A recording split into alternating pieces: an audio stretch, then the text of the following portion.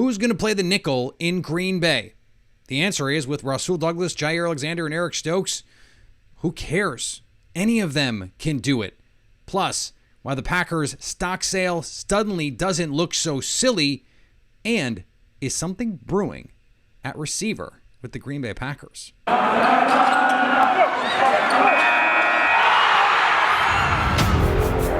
You are Locked On Packers, your daily Green Bay Packers podcast. Part of the Locked On Podcast Network, your team every day. You are Locked On Packers, part of the Locked On Podcast Network, your team every day. I'm Peter Bukowski, and I cover the Packers for The Leap, a newsletter I would love for you to subscribe to. You can follow me on Twitter, Peter_Bukowski. Follow the podcast on Twitter, Locked On Packers. Like us on Facebook. Subscribe to the podcast, iTunes, Spotify, Google Podcasts. Wherever you find podcasts, you'll find Locked On Packers, the #1 Packers podcast on the internet. And the show for fans who know what happened. They want to know why and how. Thanks to everyone who makes Locked On Packers their first listen of the day. We hope you like starting your day with us as much as we like starting our day with you. Brian Gutekunst had interesting comments at the NFL owners meetings about Jaire Alexander, and not the status of his extension, though they are negotiating according to multiple reports. That deal could come any day, could come any week, but there's no real urgency on it now that they have cap space afforded them with the Davante Adams deal off their books, the franchise tag no longer counting on their ledger. They can clear even more space with a Jaire Alexander extension, which they could be holding for another big domino yet to fall. More on that a little bit later. There is now this question that I don't think we've had adequate time to process and discuss because of everything surrounding receiver, and it has been such a focus, and I think rightly so. And even after this discussion, I think I'm going to say it's far more important that we continue to talk about the receiver position and get that ironed out, precisely because this cornerback question of who is going to play the nickel, who's going to play the star spot, it doesn't really matter. And of course it matters. But the reason I say that it doesn't matter is because any of these guys can do it. What Brian Gutekunst said was that they feel comfortable with all three guys in that role if necessary, and that Jaire Alexander is going to travel more with opposing #1 receivers. I think what they saw last year with mostly Eric Stokes and Rasul Douglas out there was they could just side up Eric Stokes on one side, Rasul Douglas on the other, when they were in nickel, Chandon Sullivan out there, and they could be a pretty good passing defense with just those guys playing sides, right? When you bring in Jaire Alexander, what you add is this element of someone who can play any type of receiver. He has locked down everyone from Stephon Diggs to Mike Evans. Big, small, fast, slow, strong, weak, quick, all of the above. He has shown he can handle that assignment. And that last bit, the strength part, is something that Julio Jones as a rookie, Jaire, he got after Jaire a little bit. And it's like, okay, well, he's a smaller guy. 5'10 and a half, 190s, somewhere in there. Bigger guys are going to give him problems. Then the NFC Championship game, he locks down Mike Evans. And it's just like, okay, well, I guess that question's answered. What you don't want to do, and we talked about this coming into the season, what you don't want to do is lock Jaire in to any one spot because he's so good anywhere you put him.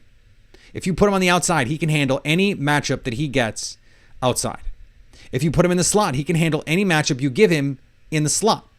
So what you want to do is similar to what the Rams have done with Jalen Ramsey, and I think that's where now this year 2 comfort, we haven't talked a lot about the advantages of year 2 with these guys, is now Joe Barry and the other coaches, the defensive coaches, and Matt LaFleur have seen all these guys and understand where their strengths and weaknesses are. And so you can say, okay, well, I think it makes sense for Jaire to travel more like Jalen Ramsey does. And sometimes Jalen Ramsey will travel and still not play man coverage. Sometimes they will do a thing where Jalen Ramsey will travel and then play man while everyone else plays a man match or a zone. And so they can do some different kinds of things. Now that they're in year 2 with this defense, Joe Barry can get a little bit more creative and they can play more matchups. Maybe you're playing a team with a power slot. You're playing a team with the big tight end. You're playing the Chiefs, or you're playing the 49ers when they're going to split out George Kittle. How are you going to match up with that? And maybe you say, okay, Eric Stokes, that's your guy now. Or Rasul Douglas. I think you can feel comfortable with Rasul Douglas in that star position because it's not going to be a lot of just run with that guy on 3rd and 6. Now, I think there are going to be times when you can say, okay, in these situations, a team that has a smaller, shiftier kind of player, a Stephon Diggs, even a Justin Jefferson, is going to put that guy in the slot and hope that you don't travel Jaire to him. Now, Jalen Ramsey on 3rd down, he will often take that number 1 guy regardless of where he goes. The problem is you don't want to be predictable by personnel and by alignment. You don't want, if Jaire Alexander is going to be in the slot, you don't want the offense to know what coverage is. And so if now you motion that guy across the formation and Jaire follows, it's a pretty good tell that that's man coverage. Now, maybe this team is good enough in man coverage that it doesn't matter. Eric Stokes excels in man. Jaire Alexander can play man or zone. Rasul Douglas is more of a zone corner, and this is a defense that is zone with some man principles. You have to be able to have a little taste of both. He's best playing off and reacting downhill on the quarterback's eyes to the football. He's got great ball skills. You wish that he would just take Eric Stokes under his wing, and for the whole offseason, they would just work on ball skills. And you have to think that that's the thing that Eric Stokes is trying to add to his game this offseason. And if he does, look the F out, because he can be an incredible defensive back if he adds that ball awareness and ball skills, making plays on the ball, catching the ball, turning deflections into interceptions, turning good coverage into pass breakups, turning good coverage into interceptions, and turning interceptions into pick sixes because you read it faster, you get to the ball faster, and now you're out the gate the other way, and it's 6 in a flash because you run 4-2. I mean, that's the next step for him. So let's just think about a team like Tampa Bay, and it's 3rd and 8. You're going to have Mike Evans on the boundary. You're probably going to have Russell Gage opposite and Chris Godwin in the slot. What do you do with Jaire Alexander? Well, the good news is you could put him in the slot. You could do it based on tendency. Okay, where do they like to throw? Where does the ball want to go on 3rd down with this team? Where do they like to run their combination routes? Where do they like to go to their ISOs? In what formations, and what down and distance, and what part of the field? That's all going to be part of the scouting process when you're trying to go through this, if you're Joe Barry. But also, where is the matchup the best? You probably feel pretty good about Eric Stokes and Rasul Douglas on the boundary against those guys, and having Jaire Alexander in the slot against someone like Chris Godwin. You probably feel really good about that matchup. And then you look around the league and you go, okay, how many teams could really take advantage of this? How many teams have that true slot type who can really give you problems? How many, and the answer is a lot of teams are putting their number 1s in the slot. Stephon Diggs plays some in the slot. Devontae Adams plays 25-30% of his snaps from the slot. Well, he's in the AFC now. So when you look around the NFC, it's not the same as maybe it was a year or two ago. You don't have to face Dallas with CeeDee Lamb, Michael Gallup, and Amari Cooper. They broke up the band on that one. You don't have to face Mike Evans, Chris Godwin, Antonio Brown. They broke up the band on that. Well, Antonio Brown broke up the band on that one. And the Rams, they have Cooper Kupp. They have Allen Robinson. They traded Robert Woods and Odell Beckham. We don't know what his future is. Reportedly, he wants to be in LA. We don't know. He's not signed yet. Now, that is the matchup, I think, for Green Bay, where now you have to pick. You can put Cooper Kupp in the slot. You can put Odell Beckham in the slot. Allen Robinson in the slot. I think in those cases, it becomes much more difficult to decide where you want to put Jaire Alexander. And maybe you just say, okay, he's got Cooper Kupp all day to his side. And it's not always going to be man, but he's going to be across from Cooper Kupp, wherever that is. And that's the beauty of this defense is You can have Jaire Alexander run with the slot across the formation and then not play man. Or you can have someone not run across the formation and still play man. You have the linebackers and the safeties now that you feel comfortable doing that with in coverage. And that just brings you so much more flexibility. If you're the Packers defense, if you're Joe Barry, that gives you so much more flexibility with what you can be. You have to be so excited. You have to be so excited with what this defense could look like at its best, with what they bring. I mean, it is really a fun thing to think about what this team could truly be, because they have so much talent in all phases. And now you bring in someone like Jarran Reed and you give him a running mate with Kenny Clark. And you bring back Devondre Campbell. And now you have this incredible 5 defensive back group. And you have 2 outstanding edge rushers. Would they like to add one more? Yes, of course they would like to add one more. It's like the scene in Ocean's 11. You think we need one more? You think we need one more? We'll get one more. But they probably will go get one more, right? That's the beauty of it. But they have so much of this defense on lock, and then going into year 2, you have to think that this defense has the potential to be one of the best in football. Now, they have to still go out and do it, but they certainly have that potential. All right, we're going to talk about some intrigue with the Packers offseason, and we're going to talk about stadiums, stock sales, and why everyone who made fun of the Packers stock sale, especially in upstate New York, has to take it back. We'll do that right after this. After months of playing, college basketball has determined the top teams for the Final Four and will determine this year's national champion in the next week. BetOnline.net is your number one source for all of your betting needs and sports info, from all the latest odds, contests, and player props, you name it. BetOnline remains the best spot for all of your betting needs and sports info, from the latest odds, contests, player props, and more. And it's not just basketball. BetOnline is your continued source for all of your sports wagering information needs, including live betting and your favorite Las Vegas casino games. Head to the website or use your mobile device to learn more about the trends in action. BetOnline, where the game starts. So, interesting comments from Mark Murphy in a conversation with Larry McCarron. He said he was asked about Davante Adams and the receiver position, and he finished a sentence. He said, we're not going to play a game for quite a while. I know people are panicking. Who's Aaron going to throw the ball to?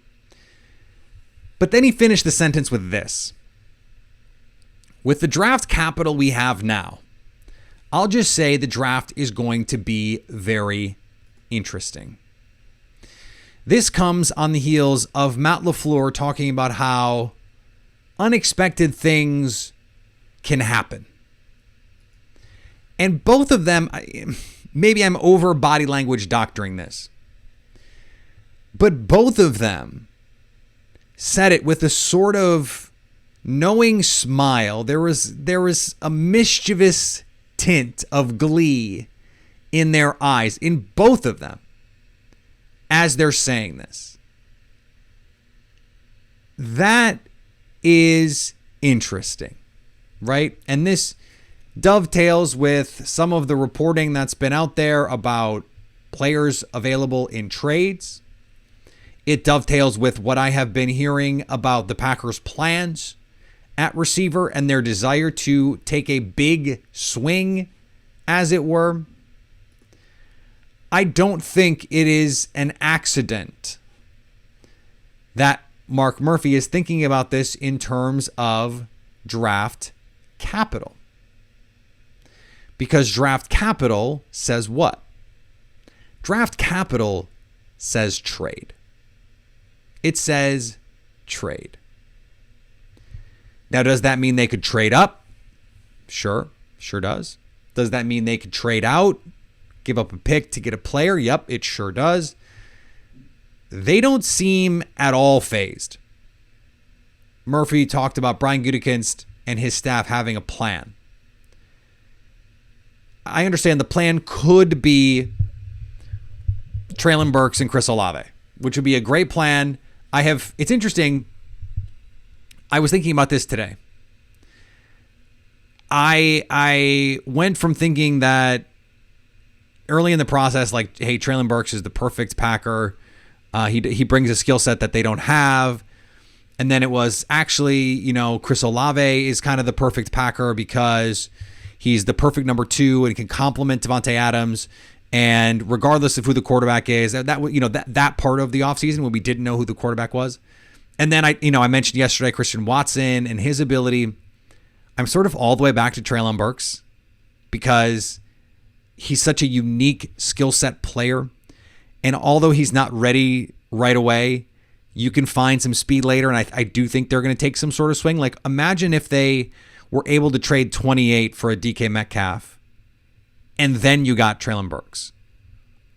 The incredible size, the incredible speed, the incredible playmaking that both of those guys have it's gobsmacking, frankly. And I put this tweet out there.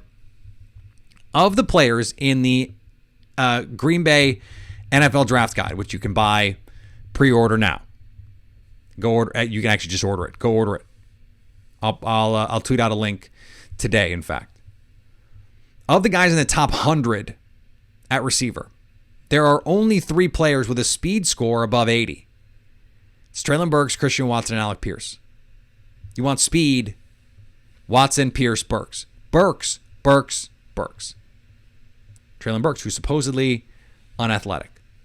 Watch the tape. I am begging you to watch the tape. He is such a unique player. The Green Bay hasn't had a player like him in I don't know how long. A true run after catch monster. Someone who can win at the catch point. Now that they're potentially looking for an alpha 1, who I think he's one of the 4 guys in this draft class that I think can be a true alpha number 1. I think it would be pretty incredible to get a proven guy, even if it's, a Tyler Lockett. And then you bring in Treylon Burks. Talking about types. Speed guy. Blocker goon type. Alan Lazard, slot type. Randall Cobb, run after catch guy. Treylon Burks. The pieces fit together. You're putting together a basketball team, Matt LaFleur. That's a great fit for your basketball team, right? So I'm probably going to go back and forth on this 6 more times. Don't be surprised if I've changed my mind in a week and it's a different player. I really like the players at the top of this draft. You have to get one early. And maybe that's all the Packers are thinking. Hey, this team loves Drake London. Let's just say he's going to work out in a little less than a week here. We're going to see him perform. Let's say he blows up the joint. He runs 4.51. He jumps 40. He broad jumps 11 and has like a 7 flat 3 cone. And you're just like, oh my God, this guy. Now, if that happens, he might go top 10 and he's out of the range. But if that happens, Garrett Wilson, where does he go? Do the Eagles grab him? Where can you trade up and get? Who can you trade up and get? How does that affect the rest of the draft? This team is working on something. Now, whether it actually comes to fruition, we will see. Maybe they're close. They have been playing their cards pretty close to the vest. But to have both your head coach and your president say things like this, and maybe I'm overreacting to all of it. Maybe I am. And nothing happens. It seems a little too coincidental that both of them feel this way and that there's this buzz out there that Green Bay is trying to take a big swing at receiver. And Mark Murphy calls it draft capital, which is what it is. But draft capital could also imply that it's going to be assets that they use to flip to get players, not just use to get draft picks. Maybe I'm overreacting. Maybe I'm overreacting. Maybe. We'll see. I don't think I am. But I never do. We're going to finish up here with a discussion about what's going on in Buffalo and how it relates to the Packers and all of that fun stuff. Before we do, I want to thank you for making Locked On Packers your first listen every day. Make sure you're following Locked On NFL. Locked On experts covering the biggest stories around the NFL every Monday through Friday in less than 30 minutes. It's free and available wherever you get podcasts. And also, you know what you should do? Go check out Locked On NFL Draft. Ryan Tracy and NFL cornerback Eric Crocker bring the NFL Draft to life with insight and analysis on college football prospects and NFL front offices. It's free and available wherever you get podcasts, just like Locked On NFL. I want to go back a couple weeks, a couple months, and think about what's going on in Buffalo. The Packers had a stock sale. They raised millions, tens of millions of dollars toward renovations, capital projects, and the continued functioning of the NFL's only public franchise. A unique and incredible thing in sports. And they were, the people who bought these supposedly useless pieces of paper were mocked roundly. And I defended those people. And I defended them for precisely the reason that we are seeing in Buffalo right now. They're going to build a big, beautiful new stadium in Orchard Park. It is going to have fewer seats, which means the seats are going to be more expensive, which means it's going to be harder to get in for the average person, the average Bills fan. There's going to be fewer table jumps. There's going to be fewer sex toys on the field. There's going to be fewer rowdy fans, more corporate, and your home field advantage, such that it exists currently, is going to be lessened.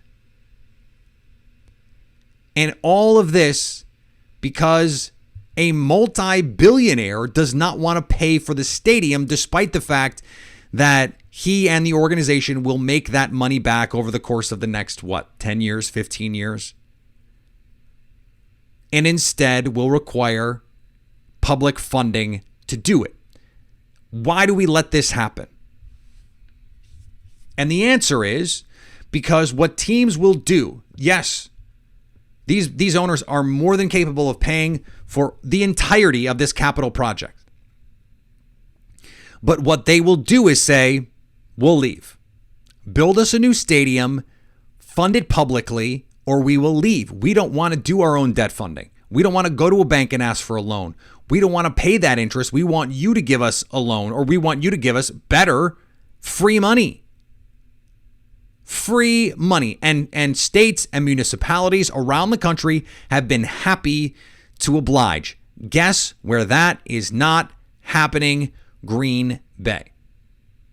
Now, they have taken these things to votes in the past, referendums, and they could in the future. There's nothing stopping them. The difference is there is no deep-pocketed owner in Green Bay who could otherwise pay for it.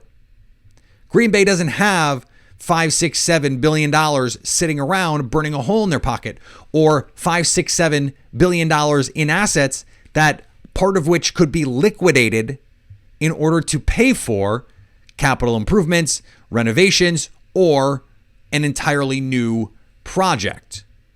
Green Bay doesn't have that. So they have to ask the fans for money. And what does that mean? It means that only the people who want to pay for whatever the project is have to pay for it. What a novel idea. That there are a group of people out there who are willing to give their money to the Green Bay Packers to make whatever they want, to give them carte blanche to say, you can do with this whatever you would like. We don't care. We know you need it. We'd like to give it to you. Here, take my money. It's like the take my money meme. Packer fans are willing to do that precisely because it helps them feel more connected to their team,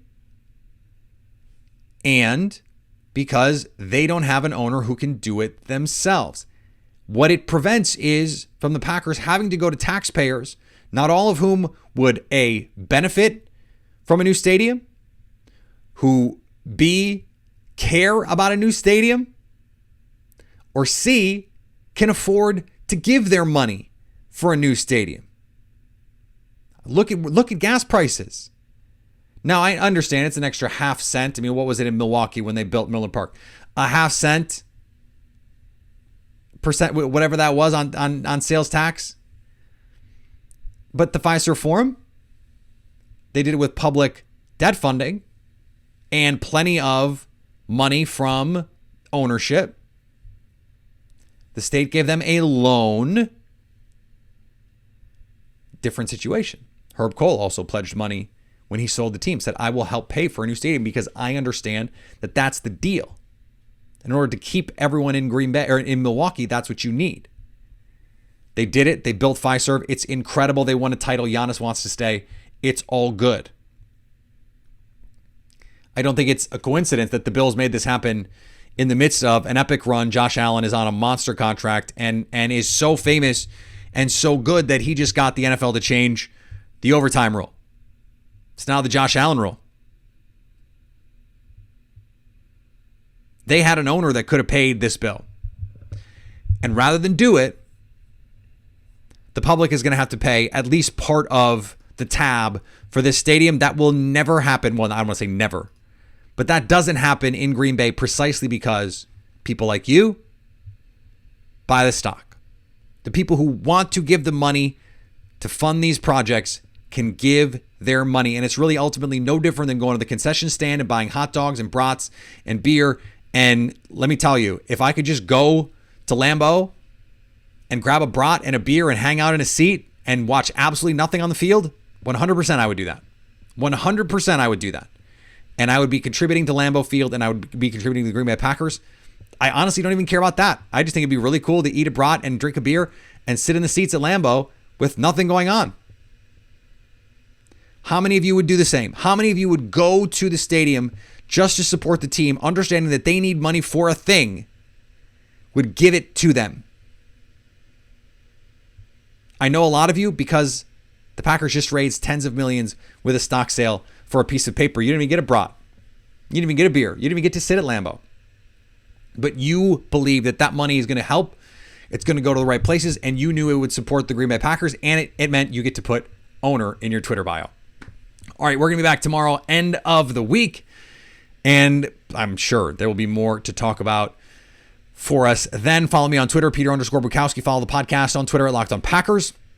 Like us on Facebook. Subscribe to the podcast, iTunes, Spotify, Google Podcasts, wherever you find podcasts, you will find Locked On Packers. And anytime you want to hit us up on the Locked On Packers fan hotline, you can do that, 920-341-3775 to stay Locked On Packers.